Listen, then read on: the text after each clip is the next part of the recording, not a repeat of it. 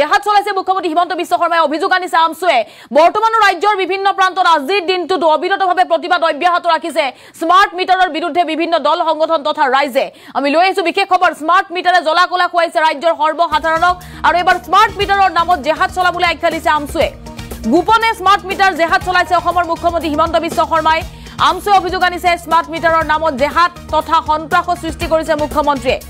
এবাৰ smart meter জেহাদ আখ্যা দিছে আমসুয়ে স্মাৰ্ট মিটাৰৰ বিল পৰিশোধ কৰি জলাকলা খাইছে অসমৰ ৰাইজে আৰু পুঁজিপতিক স্মাৰ্ট মিটাৰ নিৰ্মাণ কৰিবলৈ দি ৰাইজক হাৰাশাস্তি কৰিছে চৰকাৰে স্মাৰ্ট মিটাৰ আতৰাই পুৰণি মিটাৰ সংস্থাপন কৰক বিপিএল মিটাৰ পুনৰ ঘূৰাই বিচাৰিছে ৰাজ্যৰ দৰিদ্ৰ জনতাই পুনৰ বিপিএল মিটাৰ সংস্থাপন কৰাৰ দাবী জনাইছে উচ্ছেদ চলাই মুছলমান ছাত্ৰ ছাত্ৰীক বিদ্যালয়ৰ পৰা বঞ্চিত কৰিছে চৰকাৰে এই অভিযোগ আমসুৰ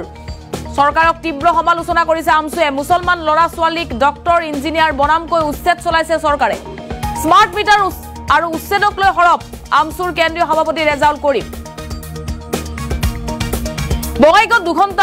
দুঘণ্টীয়া অৱস্থান ধৰ্মঘট কাৰ্যসূচীৰে প্ৰতিবাদ সাব্যস্ত কৰিছে আমসুয়ে কেৱল বঙাইগাঁৱতে নহয় ৰাজ্যৰ বিভিন্ন প্ৰান্তত আমসুৰ তীব্ৰ প্ৰতিবাদ আৰু আমি দেখুৱাইছো স্মাৰ্ট মিটাৰৰ নামত আজি উত্তাল হৈ পৰিছে ৰাজ্য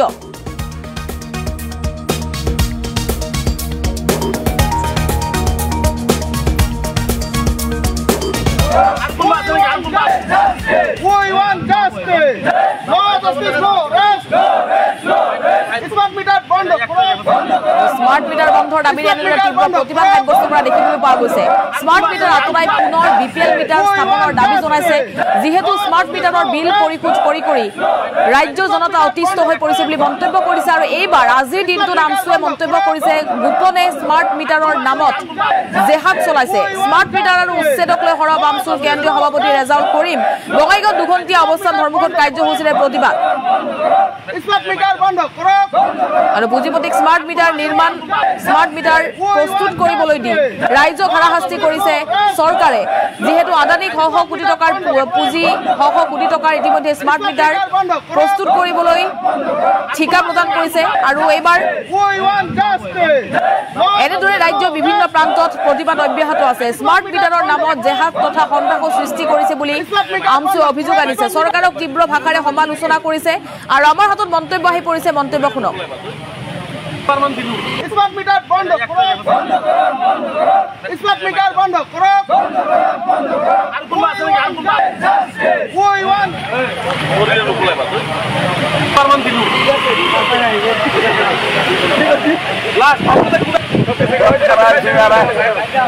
প্ৰথম কথা হৈছে অসমৰ মুখ্যমন্ত্ৰীৰ মুখত হঠাতে শুনা যায় জেহাদৰ কথা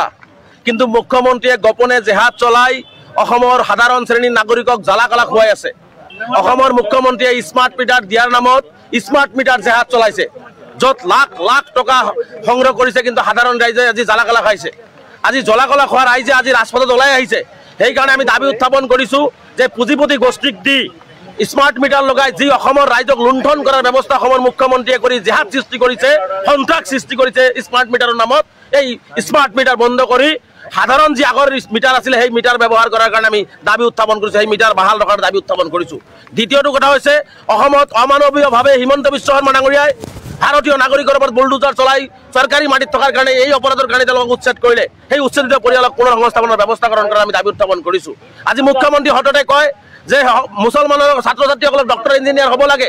আজি মুখ্যমন্ত্ৰী ডাঙৰীয়াই আজি 3 বছৰৰ পৰা ধলপুৰ কৰিমগঞ্জ হোজাই নগাঁও আদি অঞ্চলত যে উচ্ছেদ কৰি 3,500 ছাত্ৰ ছাত্ৰীক যে স্কুলৰ পৰা বঞ্চিত কৰিছে তেওঁলোকক ডক্টৰ ইঞ্জিনিয়াৰ বনাব লাগে না ইয়াৰ উত্তৰ মুখ্যমন্ত্ৰীয়ে দিব লাগে মুখ্যমন্ত্ৰী যদি ইমানেই মুছলমানৰ ডক্টৰ ইঞ্জিনিয়াৰ বনাৰ ইচ্ছা তেনেহ'লে তেওঁৰ যিমান স্কুল আছে তেওঁৰ যিমান সতীৰ্থসকলৰ স্কুল আছে সকলো স্কুলতে 20 জনকে ছাত্ৰ ছাত্ৰী তেওঁলোকে ফ্ৰীতে পঢ়াই ডক্টৰ ইঞ্জিনিয়াৰ বনাই মুছলমান প্ৰীতি দেখুৱাওক তাৰপিছত মুছলমানক ডক্টৰ ইঞ্জিনিয়াৰ হ'বলৈ নালাগে এই কথাটো তেওঁ কওক